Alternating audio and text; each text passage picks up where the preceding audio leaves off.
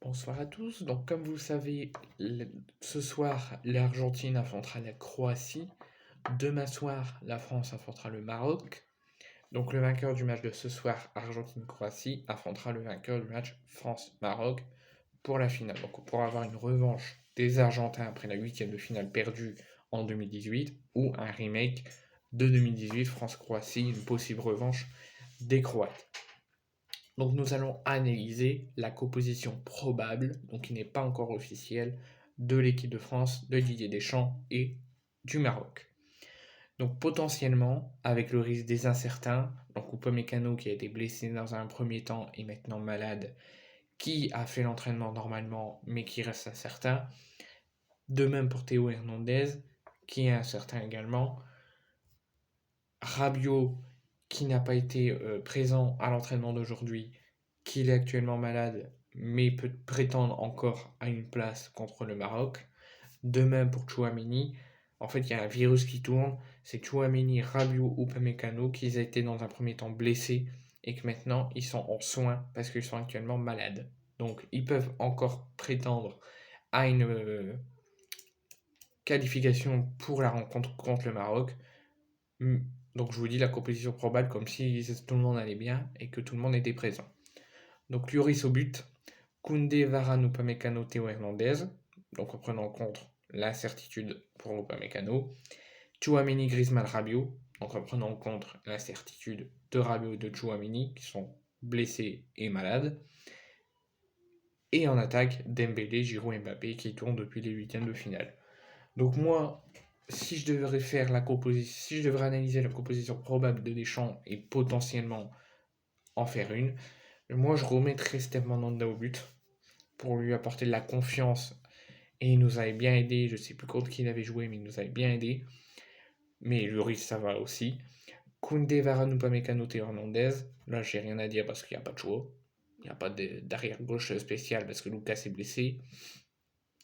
Mais donc Koundé, Varane, Upamecano, Théo Hernandez, en prenant en compte l'incertitude de Upamecano. Parce que j'ai dit que Théo était malade ou blessé, mais il est bien là. C'est moi qui s'est trompé. Chouameni, Griezmann, Rabiot. Et Dembélé, Giroud, Mbappé. Euh, Moi, j'aurais mis peut-être Griezmann à la place de Dembélé, mais souvent Dembélé il joue plutôt bien en ailier gauche depuis les huitièmes de finale qu'il est dessus. Donc, si c'est Lloris, Koundé, Varane, Upamecano, Théo Hernandez, Chouameni, Griezmann, Rabiot et Dembélé, Giroud, Mbappé, ça m'ira très bien en fait. Donc, si c'est cette compo-là, peut potentiellement être bien. Après, je sais pas s'il va faire des remplacements par rapport aux incertitudes. On verra bien, mais c'est qu'une composition probable. La composition probable du Maroc pour la rencontre de demain soir 20h. Donc Bono au but, Hakimi, El Yamer, Saïs, Atiala, Amrabat que j'ai dit tout à l'heure qui était tunisien mais il est marocain, Unai, Amazala, Bouffal et Nisiri. Alors je connais quasiment personne sauf Bounou, Hakimi, Saïs, Unai, Bouffal et Nisiri. J'en connais que 6 sur 11 ou sur 22, je sais plus, ou sur 16, je sais plus combien ils sont. Bounou, faire très attention. Donc là, je donne mes conseils au fond à l'équipe de France et faire attention à Bounou, parce qu'il est incroyable depuis les huitièmes de finale. Faire attention à Kimi, faire attention à Saïs, faire attention à la bonne moitié de l'équipe. Parce que l'équipe marocaine, qu'on pensait au début qu'ils n'allaient pas faire un grand parcours comme ils sont en train de faire, mais il faut très faire attention, même ceux qu'on ne connaît pas, donc Achiala, El Yamir, je ne les ai pas vus jouer dernièrement, mais il faut faire très attention au Maroc.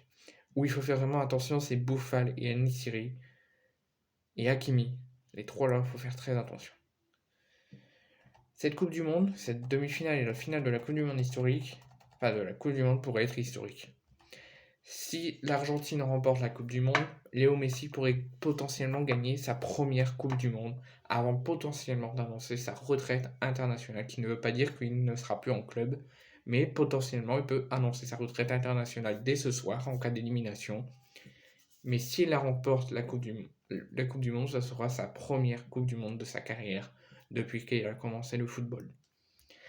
Si c'est la France par contre n'importe qui, l'Argentine, la Croatie, la France pourrait être le premier pays dans l'Europe tout entière à conserver son titre de champion du monde depuis 60 ans.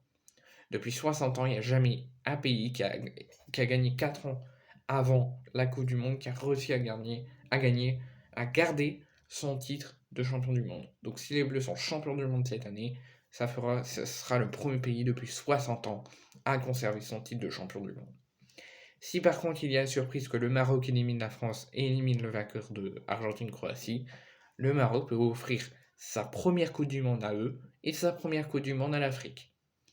Et la Croatie, s'ils éliminent l'Argentine et qu'après c'est contre nous, contre le Maroc, et qu'ils l'emportent, comme, comme le Maroc, il peut potentiellement remporter sa première Coupe du Monde. Donc cette fin de Coupe du Monde va être historique. Actualité de l'Olympique de Marseille. Donc André-Pierre Gignac a fait une interview à je ne sais plus qui, mais l'équipe, je crois, un truc comme ça. Et il a déclaré que le PSG, qui n'avait pas beaucoup d'argent, non, que nous, l'OM, n'avons pas beaucoup d'argent que le PSG, mais que la philosophie du PSG, ce n'est pas la gagne, mais l'argent. Et que la philosophie de l'Olympique de Marseille, c'est la passion. Et il a totalement raison, je suis complètement d'accord sur ses propos. Certes, on a de l'argent, mais pas pareil que le PSG. Et que le PSG, eux, leur philosophie, c'est l'argent, c'est d'avoir des stars, de gagner du fric. Et que nous, c'est juste la passion, le football, la gagne. Bah, il a totalement raison. Et sur son deuxième propos, qu'il a dit que l'OM a la Ligue des Champions depuis 93. Donc il y en a qui disent ouais, ça fait 20 ans, 30 ans. Oui, mais nous on l'a eu. Nous on a la première étoile. Et le PSG avec ses millions, ses stars qu'ils achètent, tout ça, eux ils l'ont toujours pas. Ils la cherchent toujours même avec des millions, des milliards, mais ils l'ont toujours pas. Et dernière petite info, l'Olympique de Marseille reprendra le 29 décembre prochain la Ligue 1 pour le Boxing Day français contre Toulouse au Vélodrome. Et malheureusement, Matteo Guendouzi, Jordan Verretou, ce n'est pas encore officiel, ça doit être confirmé encore. Donc c'est que des rumeurs. Il pourrait être potentiellement absent pour la reprise de la Ligue 1. Il serait trop juste au niveau physique pour reprendre. Mais ça reste encore à confirmer. Et Kastrop, que je vous ai dit à la vidéo précédente, que l'OM serait avancé sur le dossier pour l'avoir. J'ai eu des informations, c'est que si l'OM le veut, il y aura une obligation d'achat obligatoire de 10 millions d'euros en bonus. Donc, ça risque d'être compliqué.